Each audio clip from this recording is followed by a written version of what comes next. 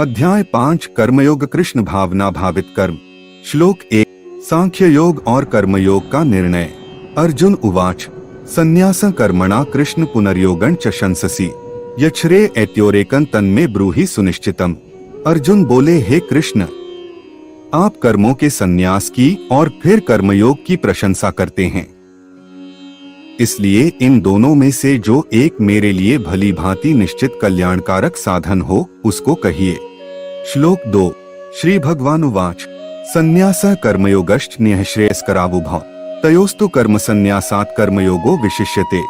श्री भगवान बोले, कर्म संन्यास और कर्मयोग ये दोनों ही परम कल्याण के करने वाले हैं, परंतु उन दोनों में भी कर्म संन्यास से कर्मयोग साधन में सुगम होने से श्रेष्ठ है। श्लोक 3 ज्ञेयः स नित्य सन्यासी यो न द्वेष्टि न कांक्षति निर्द्वंद्वो ही महाबाहो सुखम बंधात् प्रमुच्यते। हे अर्जुन, जो पुरुष न किसी से द्वेष करता है और न किसी की आकांक्षा करता है, वह कर्मयोगी सदा सन्यासी ही समझने योग्य है, क्योंकि रागद्वेषादि द्वंद्वों से रहित पुरुष सुखपूर्वक संसार बंधन से मुक्त हो जाता है।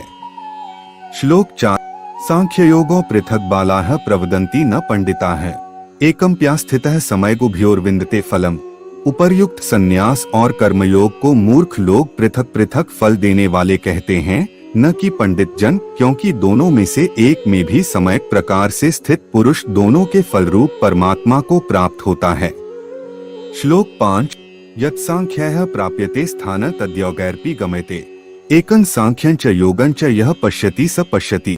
ज्ञान योगियों द्वारा जो परमधाम प्राप्त किया जाता है, कर्मयोगियों द्वारा भी वही प्राप्त किया जाता है। इसलिए जो पुरुष ज्ञान योग और कर्मयोग को फल रूप में एक देखता है, वही यथार्थ देखता है। श्लोक 6 संन्यासस्तु महाबाहो दुःखमाप्तुं योगतः योगयुक्तो मुनिर्ब्रह्म न चिरेणाधिगच्छति।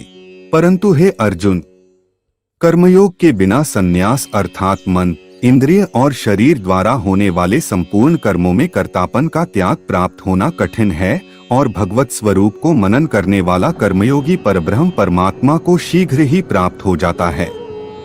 श्लोक 7 सांख्य योगी और कर्मयोगी के लक्षण और उनकी महिमा। योगयुक्तो विशुद्धात्मा विजितात्मा जितेंद्रियः सर्वभूतात्म भूतात्मा कुर्वन्नपि न लिप्यते। जिसका मन अपने वश में है, जो जितेंद्रिय एवं विशुद्ध अंतःकरण वाला है, और संपूर्ण प्राणियों का आत्मरूप परमात्मा ही जिसका आत्मा है, ऐसा कर्मयोगी कर्म करता हुआ भी लिप्त नहीं होता। श्लोक 8-9 नैव किंचित करोमीति युक्तो मन्येत तत्त्ववित् पश्यन् श्रृण्वन् परिशन् जिघ्रन्नश्नन् गच्छन् स्वपन् श्वसन् प्रल्पन् विसर्जन् गर्हिणन्नुन्मिषन् निमिषन्नपि इंद्रियाणींद्रियार्थेषु वर्तन्त इति धारयन्। तत्व को जानने वाला सांख्य योगी तो देखता हुआ, सुनता हुआ, स्पर्श करता हुआ, सूंघता हुआ, भोजन करता हुआ, गमन करता हुआ, सोता हुआ, श्वास लेता हुआ, बोलता हुआ, त्यागता हुआ, ग्रहण करता हुआ तथा आँखों को खोलता और मूंदता हुआ भी सब इंद्रियां अपने अपने अर्थों में बरत रही हैं। इस प्रकार समझकर निःसंदेह ऐसा माने कि मैं कुछ भी नहीं करता हूँ। 8-9 श्लोक 10 ब्राह्मण्याधाय कर्माणि संगं त्यक्त्वा करोति यः लिप्यते न स पापेन पद्मपत्रमिवाम्भसा। जो पुरुष सब कर्मों को परमात्मा में अर्पण करके और आसक्ति को त्याग कर कर्म करता है, वह पुरुष जल से कमल के पत्ते की भांति पाप से लिप्त नहीं होता। श्लोक 11 कायेन मनसा बुद्धया केवलैरिन्द्रियर्पि योगिनः कर्म कुर्वन्ति संग त्यक्त्वात्मशुद्धे। कर्मयोगी ममत्व बुद्धिरहित केवल इंद्रिय, मन, बुद्धि और शरीर द्वारा भी आसक्ति को त्याग कर अंतःकरण की शुद्धि के लिए कर्म करते हैं। श्लोक 12 युक्तः कर्मफलं त्यक्त्वा शान्तिमाप्नोति नैष्ठिकीम् अयुक्तः कामकारेण फले सक्तो निबध्यते। कर्मयोगी कर्मों के फल का त्याग करके भगवत प्राप्ति रूप शांति को प्राप्त होता है, और सकाम पुरुष कामना की प्रेरणा से फल में आसक्त होकर बंधता है। श्लोक 13 ज्ञान योग का विषय। सर्वकर्माणि मनसा संन्यस्यास्ते सुखं वशी नवद्वारे पुरे देहि नैव कुर्वन् कार्यं। अंतःकरण जिसके वश में है, ऐसा सांख्य योग का आचरण करने वाला पुरुष न करता हुआ और न करवाता हुआ ही नवद्वारों वाले शरीर रूप घर में सब कर्मों को मन से त्याग कर आनंद पूर्वक सच्चिदानंद घन परमात्मा के स्वरूप में स्थित रहता है। श्लोक 14। न कर्तृत्व न कर्माणि लोकस्य सृजति प्रभुः न कर्मफल संयोगन स्वभावस्तु प्रवर्तते। परमेश्वर मनुष्यों के न तो कर्तापन की, न कर्मों की और न कर्मफल के संयोग की रचना करते हैं, किंतु स्वभाव ही बरत रहा है। श्लोक 15। नादत्ते कस्यचित् पापं न चैव सुकृतं विभुः अज्ञानेनावृतं ज्ञान तेन मुह्यन्ति जन्तवः। सर्वव्यापी परमेश्वर भी न किसी के पाप कर्म को और न किसी के शुभ कर्म को ही ग्रहण करता है, किंतु अज्ञान द्वारा ज्ञान ढका हुआ है, उसी से सब अज्ञानी मनुष्य मोहित हो रहे हैं। श्लोक 16। ज्ञानेन तु तदज्ञानम येषां नाशितमात्मनः तेषामादित्यवज् ज्ञानं प्रकाश्यति तत्परम। परंतु जिनका वह अज्ञान परमात्मा के तत्व ज्ञान द्वारा नष्ट कर दिया गया है, उनका वह ज्ञान सूर्य के सदृश उस सच्चिदानंद घन परमात्मा को प्रकाशित कर देता है। श्लोक 17। तद्बुद्धयस्तदात्मानस्तन्निष्ठास्तत्पराणा गच्छन्त्य पुनरावृत्ति ज्ञान निर्धूत कल्मषा है। जिनका मन तद्रूप हो रहा है, जिनकी बुद्धि तद्रूप हो रही है और सच्चिदानंद घन परमात्मा में ही जिनकी निरंतर एक ही भाव से स्थिति है, ऐसे तत्परायण पुरुष ज्ञान द्वारा पाप रहित होकर अपुनरावृत्ति को अर्थात परमगति को प्राप्त होते हैं। श्लोक 18। विद्याविनय संपन्ने ब्राह्मणे गवि हस्तिनी शुनि चैव श्वपाके च पंडिताः समदर्शिनः। वे ज्ञानी जन विद्या और विनययुक्त ब्राह्मण में तथा गौ, हाथी, कुत्ते और चांडाल में भी समदर्शी। इसका विस्तार गीता अध्याय 6 श्लोक 32 की टिप्पणी में देखना चाहिए ही होते हैं। श्लोक 19। इह तैर्जितः सर्गो येषां सामये स्थितं मनः निर्दोषं हि समं ब्रह्मा तस्मात् ब्रह्मणि ते स्थिताः। जिनका मन संभाव में स्थित है, उनके द्वारा इस जीवित अवस्था में ही संपूर्ण संसार जीत लिया गया है, क्योंकि सच्चिदानंद घन परमात्मा निर्दोष और सम है, इससे वे सच्चिदानंद घन परमात्मा में ही स्थित हैं। श्लोक 20। न प्रहृष्येत् प्रियं प्राप्य नोद्विजेत् प्राप्य चाप्रिय स्थिर बुद्धिर सम्मूढ़ो ब्रह्मविद ब्रह्मणि स्थितः। जो पुरुष प्रिय को प्राप्त होकर हर्षित नहीं हो और अप्रिय को प्राप्त होकर उद्विग्न न हो, वह स्थिर बुद्धि संशय रहित ब्रह्मवेत्ता पुरुष सच्चिदानंद घन परब्रह्म परमात्मा में एक ही भाव से नित्य स्थित है। श्लोक 21। बाह्य स्पर्शेष्वसक्तात्मा विन्दत्यात्मनि यत् सुख स ब्रह्मयोग युक्तात्मा सुखमक्षरमश्नुते।